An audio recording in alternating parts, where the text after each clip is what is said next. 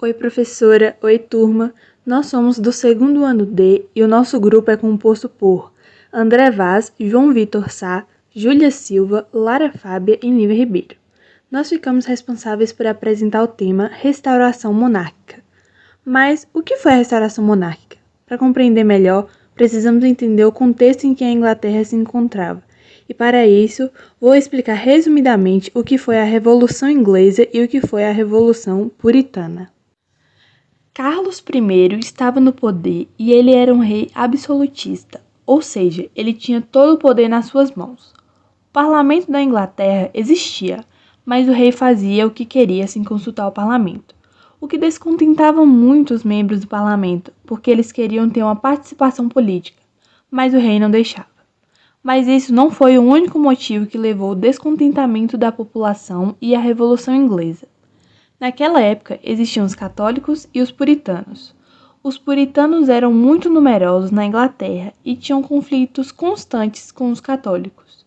Os puritanos da Inglaterra não gostavam do Carlos I, porque ele era casado com uma católica e porque ele escutava os católicos que iam contra os interesses puritanos. Além disso, o regime absolutista de Carlos I não dava espaço para que a alta nobreza, o clero e o povo participassem de forma mais efetiva da política inglesa. Em 1640, a Inglaterra estava passando por muitos problemas financeiros, e o rei quis aumentar mais ainda os impostos, mas para tentar se livrar da raiva da população e da culpa, o rei, pela primeira vez em muito tempo, consultou o parlamento. Só que o parlamento não queria que o rei criasse esses impostos. O parlamento queria que o rei consultasse mais o parlamento. Então o rei ficou muito revoltado, não gostou dessa situação e acabou dissolvendo o parlamento. Aproveitando essa tensão na Inglaterra, a Irlanda decidiu se revoltar por independência, porque naquela época a Irlanda era dominada pela Inglaterra. O Carlos I viu as revoltas na Irlanda e pediu exércitos para combatê-las, mas o parlamento não deixou. E esse foi o estopim para a Revolução Inglesa. Foi instaurada uma guerra na Inglaterra. Tudo mudou com o surgimento de Oliver Cromwell. Quem era Oliver Cromwell? Era um homem puritano e o chefe militar do exército do parlamento.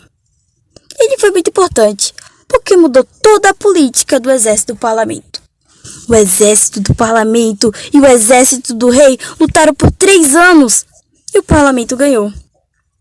O rei Carlos I foi preso, condenado e acabou sendo morto. Cortaram a cabeça dele em praça pública. Com isso, se iniciou a República Puritana na Inglaterra, com a pessoa mais importante para vencer a Revolução foi o Cromwell. Ele foi um dos principais líderes da República.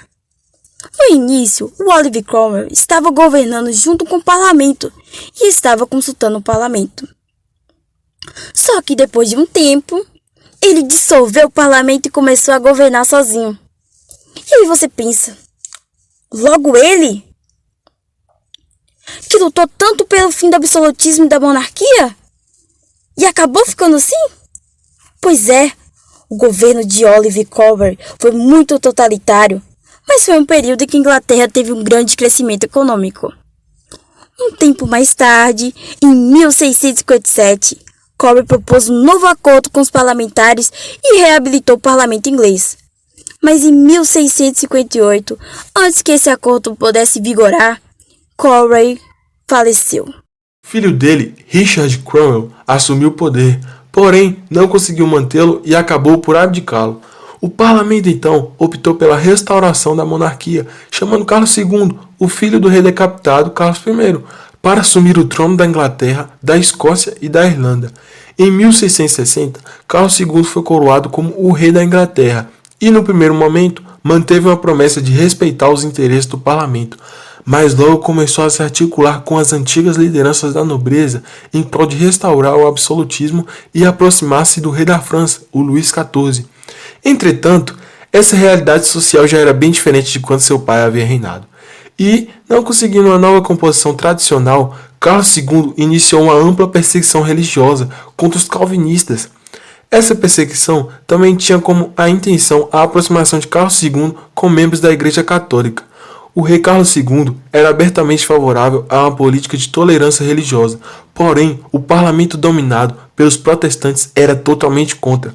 A disputa entre o parlamento e o rei se intensificou quando descobriram que o irmão de Carlos II, o Jaime II, era católico. O parlamento se dividiu entre dois grupos: os Whigs, que eram contra o rei, porém favoráveis às mudanças revolucionárias, além de serem ligados à burguesia, e os Tories, que eram defensores feudais e ligados à antiga aristocracia feudal. Naturalmente, o rei Carlos II se alinhou aos Tories, desencadeando uma perseguição aos Whigs. Os parlamentares reagiram ao absolutismo de Carlos II e à sua aproximação com o catolicismo, mas o rei, em 1681, dissolveu o parlamento e governou sozinho a Inglaterra até 1685, ano de sua morte. Carlos II fez o ato contra petições tumultuosas, que proibia a coleta de petições com mais de 20 assinaturas para ser enviada ao rei ou parlamentares. O ato tinha como objetivo evitar as revoltas populares. Depois que o Carlos II morreu, seu irmão, Jaime II, assumiu o trono e se tornou rei da Inglaterra. Jaime II era um admirador do modelo absolutista francês. Reativou o parlamento, mas procurou dar seguimento às ações de Carlos II, ou seja, quis restaurar o absolutismo. Jaime II se converteu ao catolicismo e decretou uma série de medidas que beneficiavam os católicos, como a isenção de impostos, gerando protestos do parlamento, que era composto em sua maioria por calvinistas. Jaime II tentou restabelecer o catolicismo como religião oficial da Inglaterra e também punia os revoltosos com a negação do habeas corpus, que era a proteção à prisão sem motivo legal. O parlamento já não estava gostando disso, porque tinham medo que dissolvessem o parlamento de novo. O estopim para que o parlamento se voltasse contra o rei foi o nascimento de seu filho, Jaime Eduardo. O nascimento do herdeiro do rei tornava iminente o risco de que o poder da Inglaterra fosse perpetuado em uma dinastia católica. Desse modo, o parlamento resolveu agir e começou a conspirar pela derrubada do rei e de sua dinastia, a dinastia Stuart. Mas isso faz parte da Revolução Gloriosa e já é assunto para outro grupo.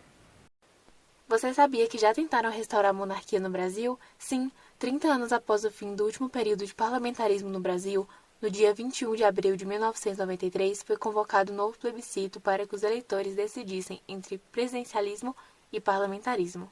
Outra escolha feita nesse plebiscito foi entre a república e a monarquia, mas o contexto político brasileiro era outro. Dessa vez, o plebiscito ocorreu em um período democrático e estável, sem ameaças de guerra civil ou de golpe militar. O Brasil optou por um regime republicano e um sistema de governo presidencialista. Essa foi a última vez em que o sistema parlamentarista teve chance de vigorar no país. Mas será que é possível restaurar a monarquia no Brasil? Sendo essa uma pergunta hipotética, tudo dependeria do contexto em que a monarquia seria restituída no Brasil.